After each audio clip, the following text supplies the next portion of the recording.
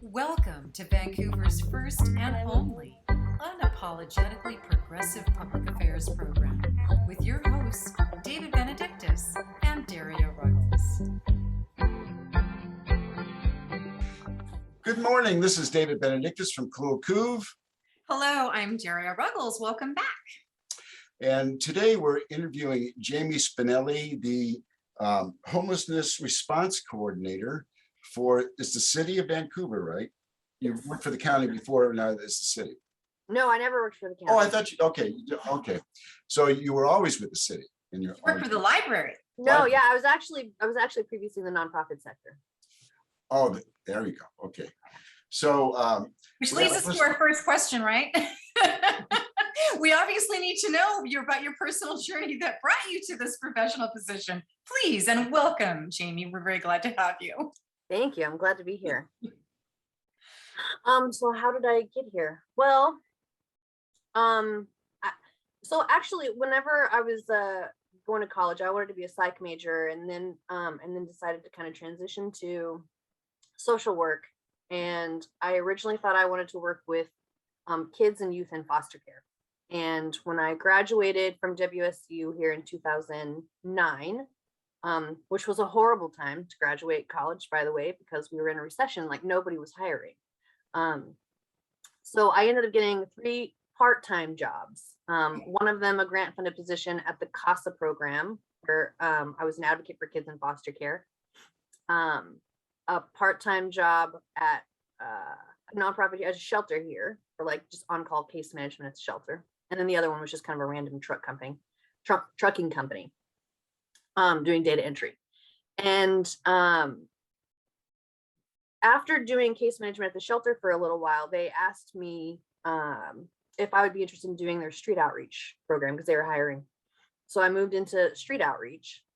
And at the same time, part of my job at the CASA program was auditing every case file in the building, old and current, twice a year, which I'll just tell you is traumatizing all on its own. Oh, just because you read all of the stories, right? You read all of the stories in these case files. And when I moved over to outreach, I started meeting people whose files I had audited.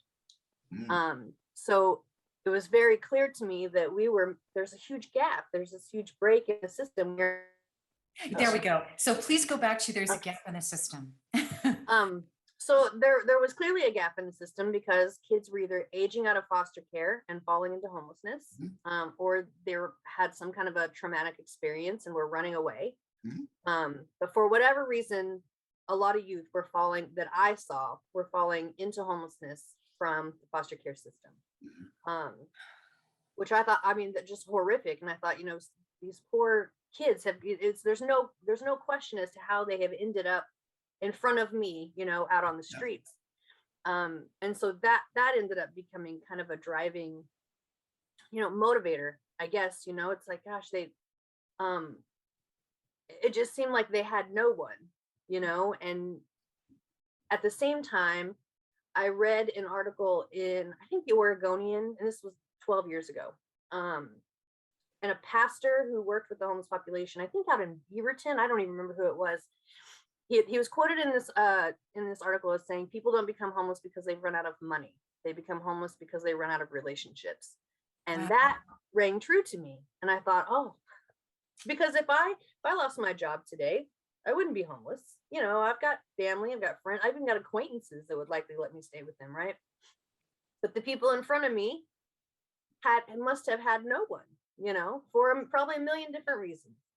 And so I thought, well, then we've got to start to build that kind of social capital, right? Social safety net. And that can start with just me having a relationship with this person in front of me, and then like work on, growing that out. So I think a combination of that, and then my father was a substance user. He died when I was 5, and was living in his car at the time. So I think there's just kind of always been a little bit of a connection, between me and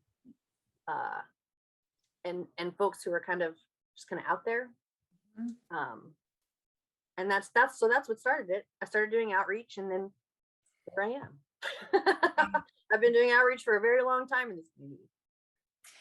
It's interesting that you say that about the relationships, because when we had Laura Ellsworth on here on Council for the Homeless, and we actually talked about, you probably know about Loretta and how Andrew saved Loretta, and it's a beautiful story, and it personalizes something that feels kind of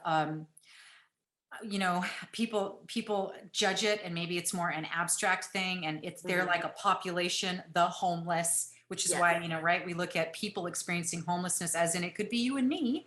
But one of the things that Laura talked about was that the reason why Loretta got help is because when our social safety net failed her, she had a personal safety net. But what about all of those other people? Because Andrew's advice was go find yourself your own homeless person and help them out.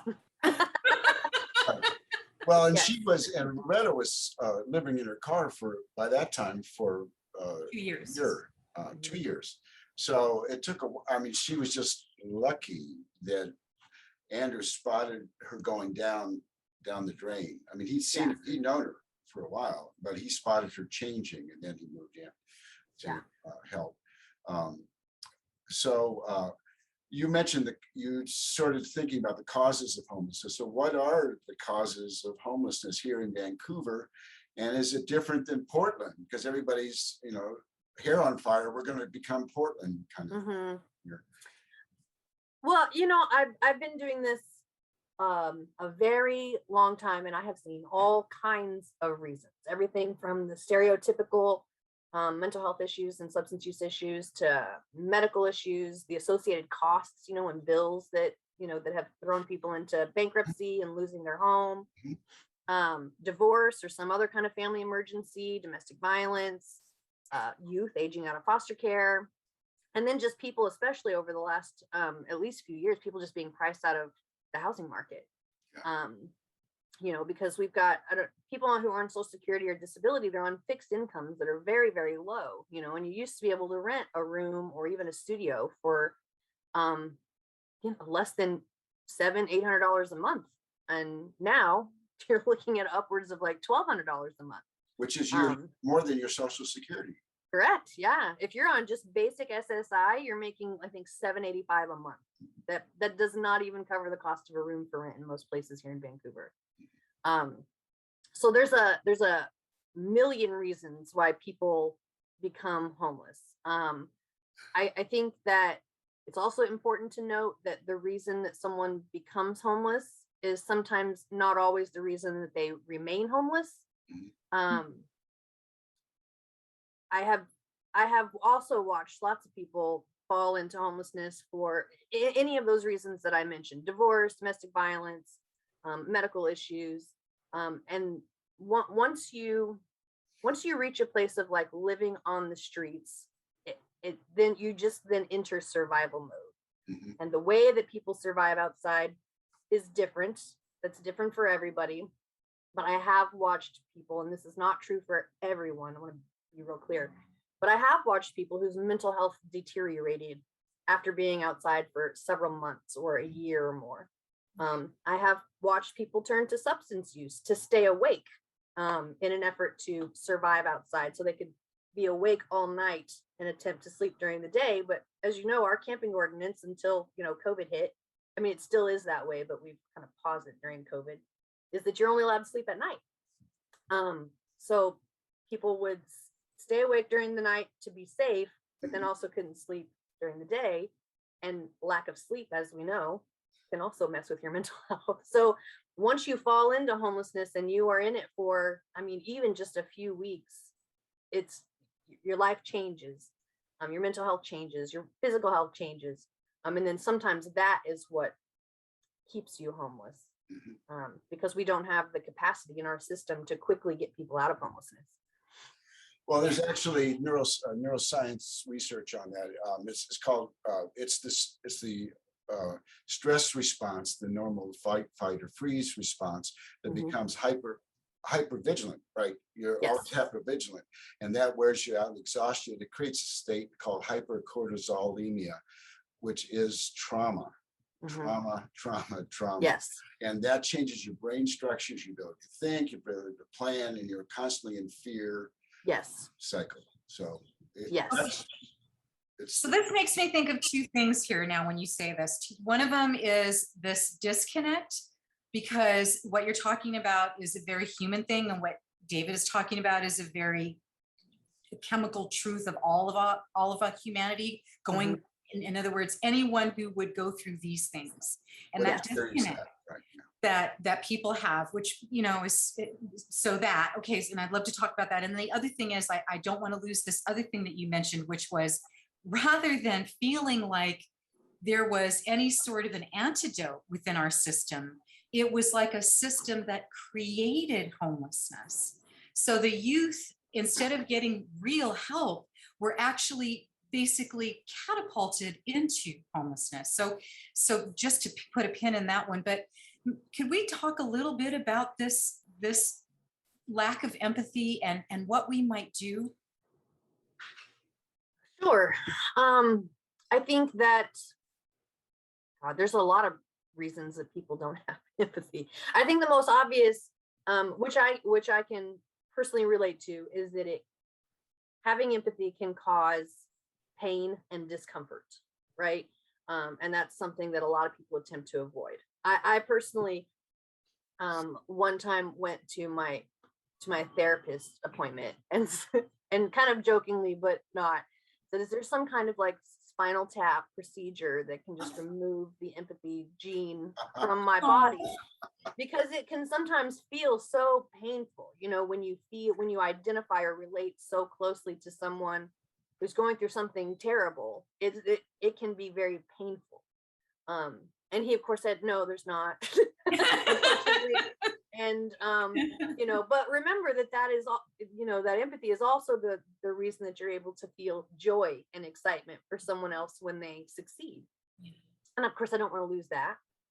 So that, I think that's probably the most common reason that people attempt to avoid it.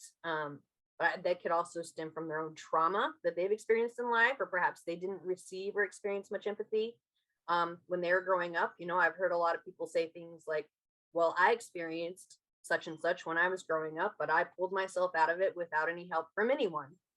So they can do it too. The bootstrap. Yeah. Yes, the bootstrap theory. If you have boots. That's yeah, right. You've got to right. have boots.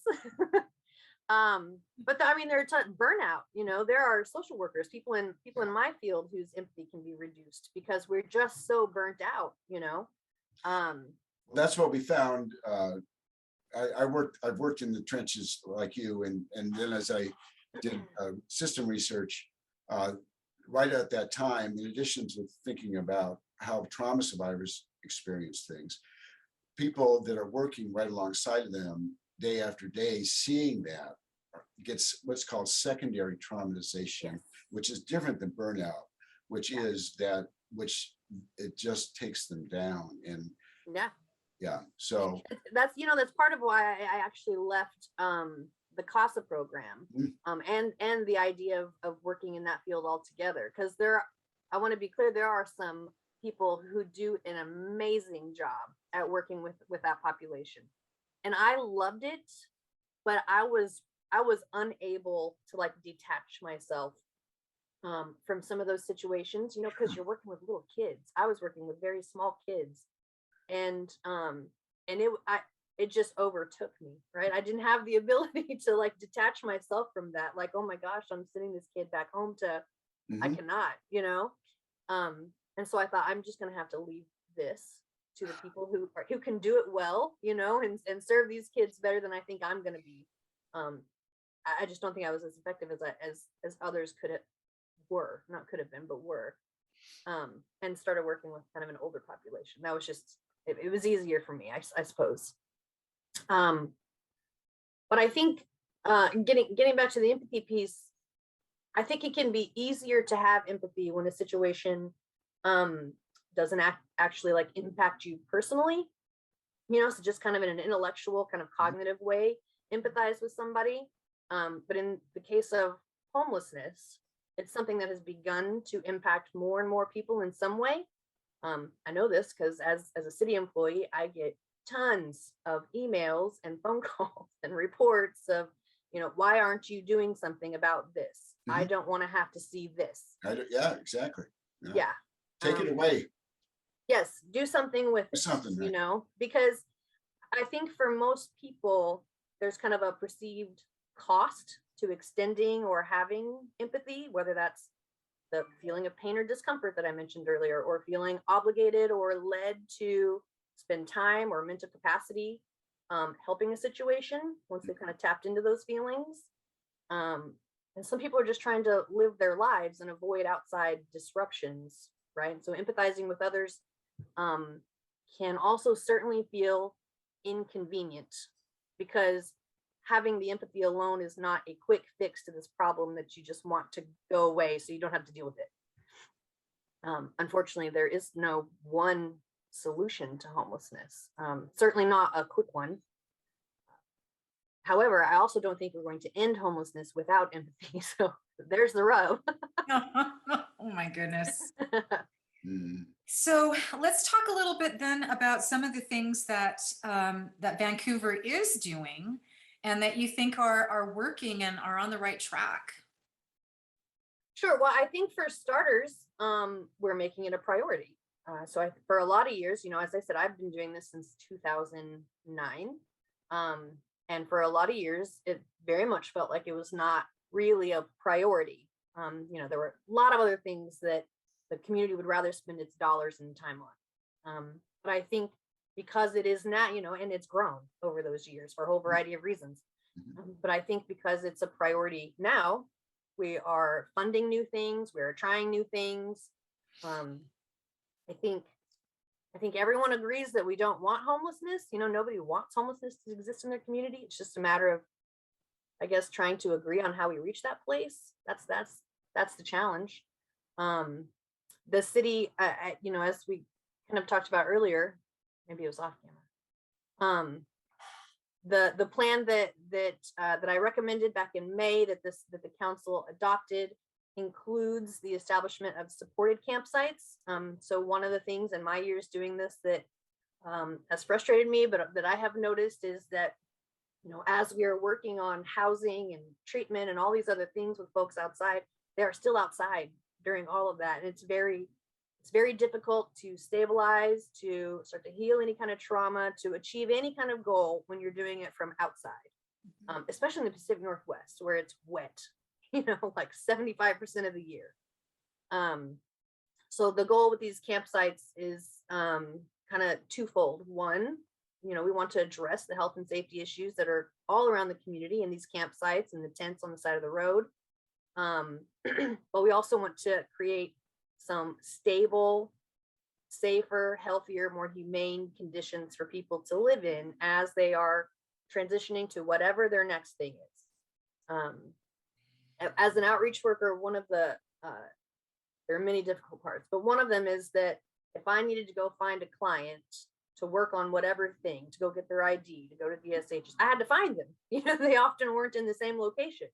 You know, they were kind of going here, there, and everywhere, getting their meals, looking for clothing, trying to find a dry place to be, trying to hide their stuff. So it's very difficult to get anything accomplished. And so this will create a steady place for people to be 24/7. And then the goal is to bring services to them, right? So Columbia River's got a new street medicine team that's going to be able to address mental health, substance use, minor medical issues, and they'll be able to go to the people that are there.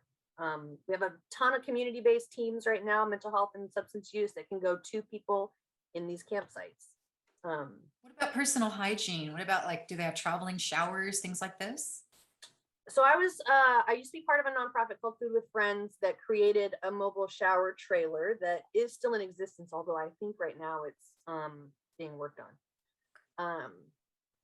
But we intend to buy, we haven't determined exactly which unit. I've looked at a few different models, but we intend to supply each campsite with a unit that's got showers and restrooms, maybe laundry, depending on which one we go with, but at minimum showers and restrooms. That'd be great. Yeah. So when you talk about a campsite, the image I have is tents.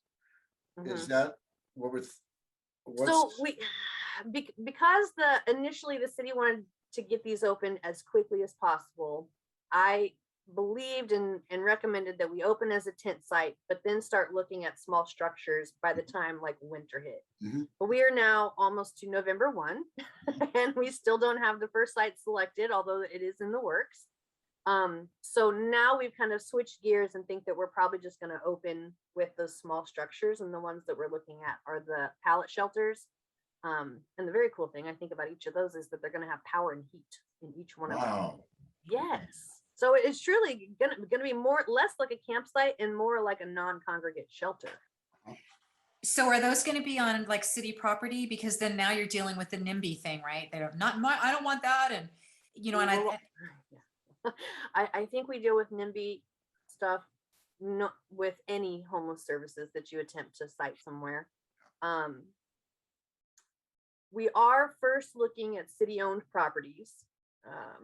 However, we're also looking to potentially partner with some other public entities. So potentially Washdot or, you know, maybe the school district, if they've got some property that we could potentially utilize. But I think the first ones do what? Excuse me, those parking lots, the one thing that worked really well, it seemed to me, was they were taking over like the huge parking lot because the mall was closed. Yeah, so we do have a safe park at a C-Tran parking lot right now. So that's actually, I mean, technically, I guess it's the first city sanctioned site, but that initially came about as a COVID response last year, but has stuck around because it's such a big need. So the C-Tran let us use their old Evergreen Transit Center because they weren't utilizing it. And we have, I think, roughly 55 vehicles out there. Half of them are like RVs or trailers, and the other half are just kind of regular vehicles. And I think at last count, we have something like 74 individuals. Some of them are kids. Yeah, that's working out really well. So Okay. yeah, I mean, yeah, I could use a parking lot. I could use just an empty plot of land, whatever. Yeah. And maybe partners, like partnering with different entities. You know, I know there's some churches that do stuff, and they have parking lots and they have property that they can maybe utilize. So when we Essentially. talk the numbers, Jamie, when you mentioned there's like 55 cars, how many people are experiencing homelessness right now, roughly in Vancouver? I think our best estimate within the city is between 500 and 600 people. That's probably conservative, but I think that's the best estimate that we currently have. And then there could be many, many more in vehicles and RVs, and you know that perhaps we don't see. The RVs are easier to see, but the other vehicles not so much. I could easily fill another safe park tomorrow. That much I know. But I mean, just down the street from my house, there's like 6 RVs lined up on the street. So that would be easy to do. Let's talk a little bit about some of the fears and misconceptions, because, you know, David had mentioned earlier this idea of people going, oh, we're going to turn into Portland. So a couple things I would love for you to talk about is the idea that people are migrating here, that they're okay. And then also crime and drug use. Like a lot of when you read on the next door and those kinds of things, they're really, to me, vilifying. I'm sorry. I mean, I understand about being fearful, but if you could talk a little bit about that, about like the mental health and drug use and crime, and in that particular population as it relates to the regular population, and whether or not people are really migrating over here, please. Sure. So the migration thing is pretty easy. I mean, we've got some data that backs up the fact that most people experiencing homelessness in our community and any other community are doing so in the community that they are from. In my experience, I have always seen a very small migration across the bridge, but we give Portland just as much as they give us. I personally know a ton of people who are over in Delta Park and Jansen Beach that are from here, you know, and they just experienced one too many sweeps and they're like, I'm going over there. I want to be left alone. I think one of the pieces of that kind of migration thing is, you know, people have this belief that like if you build it, they will come, right? So they think that if I create these campsites, we're going to draw all the homeless people from Portland and everywhere else because we're making it so easy to be homeless. That's just not, it's just not true. most people that you see living outside. So first of all, when other kind of normie people, regular people are talking about the homeless population, they're mostly talking about the ones that they see. And that's kind of our chronic tent dweller, that population. That's only roughly 10 to 15% of the entire homeless population, right? So we've got a whole other set of folks who are living in shelter, doubled up with family, people in cars that you can't see. And so what you see is a very small chunk of the entire homeless population. And those are mostly those who fall in the chronic homelessness group. And that's a HUD defined thing. Someone who has been homeless for longer than 12 months and has some kind of a disability. Those folks, and that's the population that my work has focused on for the last 12 years. Those folks, when they move around, it's largely to be left alone. They're not moving around looking for services, mostly because they're used to services not existing to serve them. So they're just trying to find a place to survive, be left alone. So they're not moving back and forth across the bridge to try to, take the services that Vancouver is making available. So in addition to that, Portland is doing pretty much the same thing. They have just opened up, or they haven't opened up, but they went through the same process we just did, changing ordinance to allow for campsites and safe parks. So they're going to be opening some as well. So if people are moving across the bridge to be left alone in either direction, that's not going to happen. We're no longer, we've increased services, we have increased capacity, of outreach and all that. So it's just less likely that people are going to be left alone anywhere anymore between Portland and ourselves. So that's the migration piece. What was the other one that you asked? Oh, sorry. Yeah. These multi, I think of all these things and I don't want to forget them. And then I make us forget them. It was about like crime and anything that deals with fear that you want to talk about, or misconceptions, really. Sure. So I think one of the neighborhood police officers actually spoke about this in a neighborhood association meeting the other day, about perceived increase in crime. So there's we have seen a lot of camps kind of stay in place due to COVID. We're not sweeping camps during this time. And so a lot of people who live in areas where, a certain amount of crime has always existed now have kind of a target to like, oh, this crime must be because of this camp, this giant camp that now exists, in our neighborhood. When the data, it looks like, has actually shown that there's not really been an increase. It just appears you were perceiving an increase because you're seeing this camp there.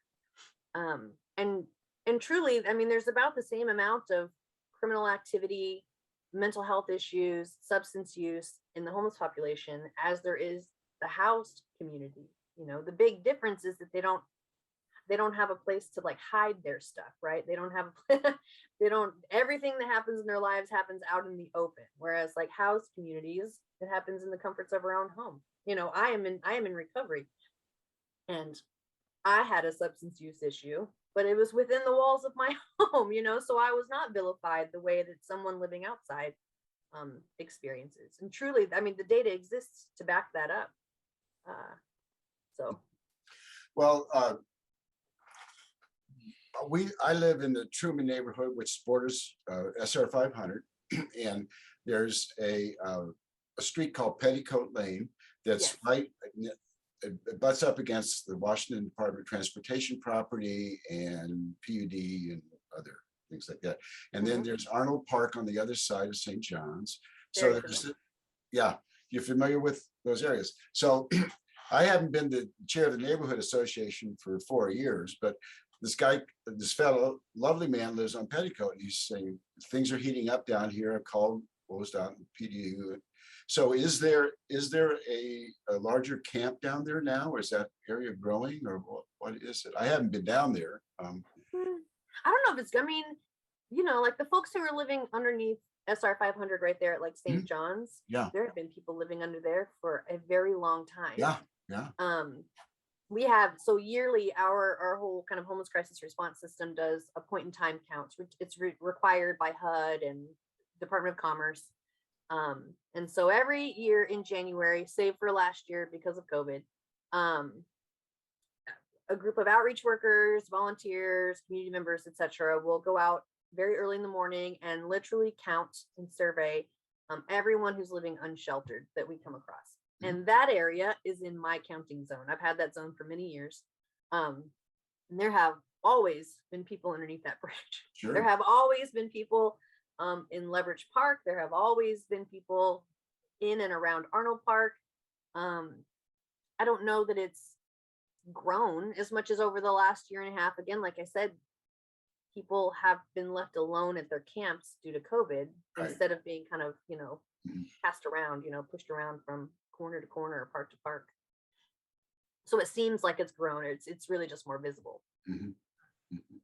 Well, when people say, well, I've tried to call the city or the county and talk about it, but they say it's on Washdot property or PUD Yes. property, then what do you do as a city employee to work with those other multi-agency? How do you work with folks? Sure. So Washdot's kind of its own, animal, because they're not a human service provider, right? So I do very regularly talk with like Bill Morrison at Washdot.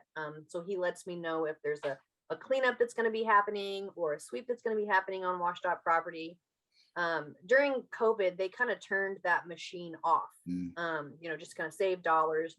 Funding was taken out of the cleanup capacity. And so everybody just kind of sat, just as in the city. That has now started to be turned back on, and they are prioritizing their properties based on just like risk factors. So whether or not there have been fires at a particular location, or they're at a greater risk of a vehicle hitting them wherever they're at. So they're kind of prioritizing cleanups based on that. And when they go in, they are doing a full sweep. But they do let myself and Officer Chavers are part of the city's HART team, Homelessness Assistance and Resource Team. So that's one of the things that I do at the city. And that's just kind of the city's outreach arm.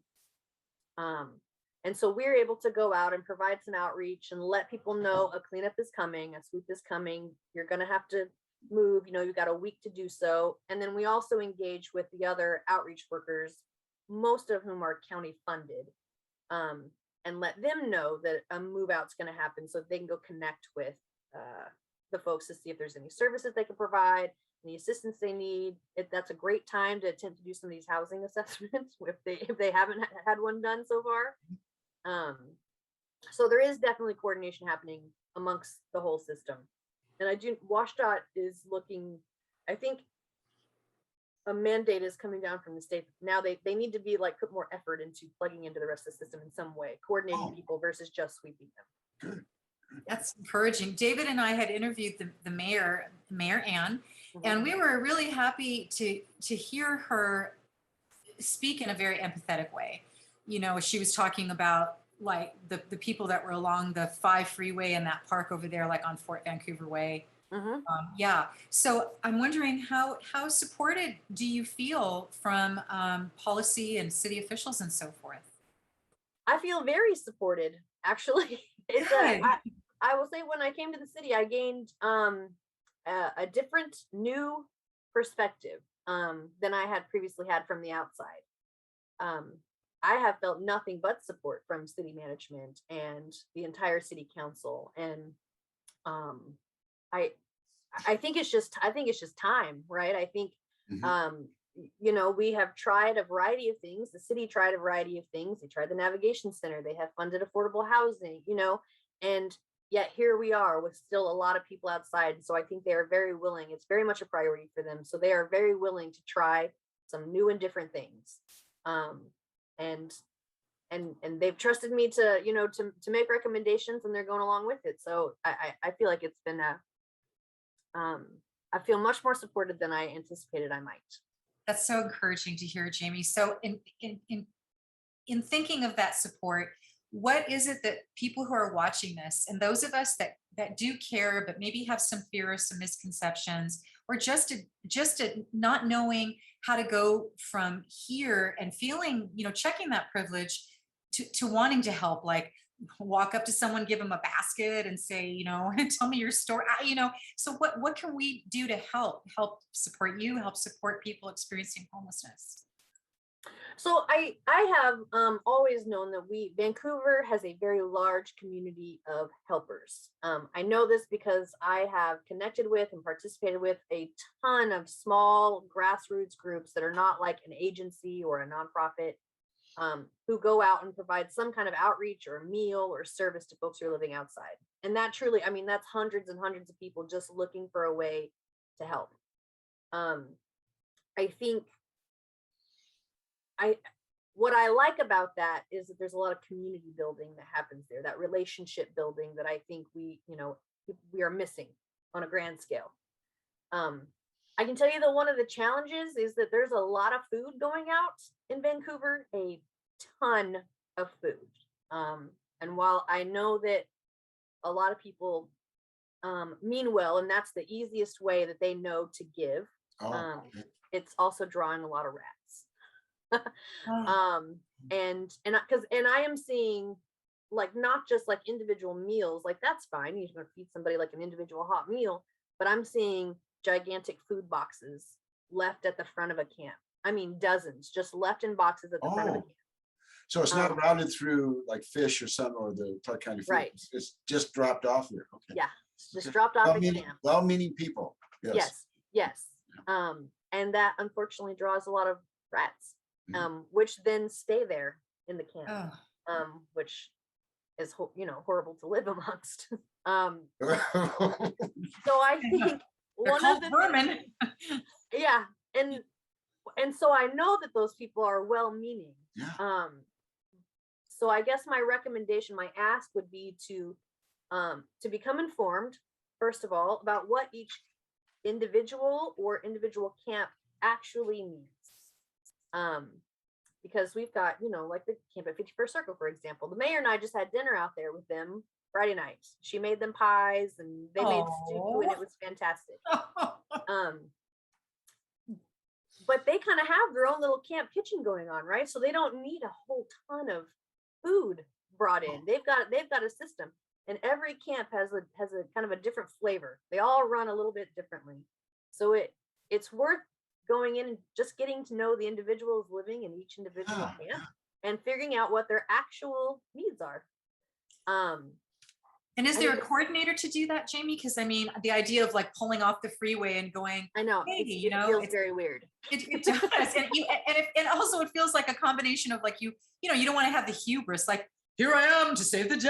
Yeah. It's like is there? Yeah, Because I've that's been true. hearing a lot, like for example, the one that is that's right off the freeway near the Fred Meyer, near Yes. Chocolate. So, like for example, and I hear things that make me feel like, oh no, I don't think that's right. I don't think there is more crime, and so how would somebody, for example, Yeah. help there? Yeah, so I think if you're wanting to make a difference, it's easiest to do so on an individual level, right? So maybe not walking into a giant camp and introducing yourself as like here to help, but if you see someone like outside of Shore Park or outside of Starbucks, or what, offer to buy them a coffee. So just ask them how they're doing. What's your name? Just that kind of normal people conversation. Well, okay, so I'm thinking, okay, so what do I do with the neighbors who live on Petticoat and people in our community that are compassionate, still have empathy, and want to engage there, and the Arnold Park folks? So how do I walk into the camp? With whom do I need to have with me? Is it safe? And then how to build that relationship? I mean, what builds a relationship? So It's different than offering coffee. I mean, I can bring coffee in there, sure. Yeah. So if you're wanting to do that, it's probably good to connect with an outreach worker that already exists and already has a relationship, right? So like I know most folks who live outside in Vancouver. There are many outreach workers like Community Services Northwest, Counts for the Homeless, Share. There's some grassroots groups. So Free Hot Soup, Break Every Chain. They go to Leverage, like every Saturday or Sunday, I think. Okay. So there are individual groups or individuals that you could connect with. I think though, first, and before you do any of that, the best thing that anybody can do is just become informed. So, and listen to people I got with my ears on. differing, Okay. listen to people with differing points of view and experience. Mhm. So I think, especially with social media these days, it's very easy to get stuck in an echo chamber, and it seems like everything is very politicized and made a partisan issue, including homelessness, Okay. and just really practice that empathy building, right? Every individual on the planet is different. They have different needs, different experiences, different beliefs, different traumas, different worldviews. And so I think come to an understanding of that, like an acknowledgement and understanding of that, right? So that everything that you do flows from that, as opposed to walking in with the assumption that these are scary people who are probably criminals and I need someone here to protect me, right? So like, I guess build your awareness and information. So what are good sources for people to get that kind of credible information, Jamie? So there are tons of like little informational sessions that happen all the time. So Council for the Homeless does like a monthly webinar. I think the next one that they're doing, I forget the date, but it's on their Facebook page, is specifically actually about outreach. And they're going to have some agency outreach workers there speaking. I did the one last month. So there's tons of those, and I think that they have those recorded as well to watch the former ones. Yeah. And I mean, there's just there's things like that all the time. Go serve a meal with free hot soup. There's lots of people around, there is information out there if you seek it. There is information about what the city is doing, why we are doing it. I get a ton of questions. What is the city doing about this? It's like, well, every bit of that is on our website, and I did a whole presentation about it back in May, and there's a video of it. You have to make yourself go watch it. So the information is there. Okay. So we're coming up to 40 minutes here, and I just wanted to see if there's anything that we've talked about a lot, and we're going to come back and talk about more, especially after the camps are set up and operating. Very interested to see how that pallet house stuff works. Anything else we want people to know at this point? I do think that one of the things that I would become informed about if I were frustrated about homelessness, because this is a question that I get a lot. Why can't you just make the camp? Why don't you just enforce the law? And there is court precedent. So Martin v. Boise, that decision was made several years ago, which said that punishing someone for living on public property in the absence of adequate alternatives that are free to them, so shelter, housing, etc., is a violation of someone's Eighth Amendment rights, right? It's inhumane, cruel and inhumane. So we truly cannot criminalize living on public property at all times unless we have created some adequate alternatives. And so when you just know that we cannot do that, we are subject to lawsuit if we do, then I think logically we have to think, okay, well then what are some adequate alternatives, right? And I would love for everyone to be permanently housed, right, or in shelter, but creating permanent housing, I mean, you're talking about years, developing enough housing, years and years out. But you want tents taken off the streets now. So we have to create adequate alternatives now. And here's where we are with the supported campsites. No. And so I encourage people to do a little bit of research into that so that they could attempt to come into a place of supporting that idea. That's my ask. Well, because I'm going to get pushback anywhere we try to put one of these things. Oh, we will get pushback. So hopefully this program will help people be informed. And my neighborhood meeting via Zoom is tonight. And Marilee McCall from the county is going to be on that along with our chair and other council. So I've got information to share. Thank you very much. Yes, and please pass around my email address. Okay. Because I have attempted to make myself widely available to explain all of these things to people. Oh, thank you so much. Thank you for your work, Jamie. And take care of your own mental health, because as we talked about, yeah, exactly right. And know that you have another champion here with Daria and I. I appreciate that. I really do. Yeah. Yeah. Thank you so much, Jamie. Well, we look forward to bringing you back and getting updates on things. And who knows, maybe they'll empower you enough to have that magic wand. Because, I love that. you know, it's interesting. I just have to say this last thing. You know, it's like the idea of wicked problems Where's my wand? is sorry, David. I promise this last thing is that we, like you said earlier, everybody wants to solve homelessness. Mhm. It's about how we get there. And I think having empathy and being well informed is a great start. Mhm. And we appreciate all of your efforts, and I love that David gave you the advice to take care of your own mental health as well. I get that advice a lot. Been in that position, right? Yeah. He knows about these things. Uh-huh. So thank you so much. Thank you so much, Jamie. And No, I thank you appreciate out it. there for watching this program. Remember to stay cool and curious and be informed. Thank you. Yes. Say goodbye, Jamie, but you're coming back. Bye, everybody. Thank you. Bye. Bye. Bye.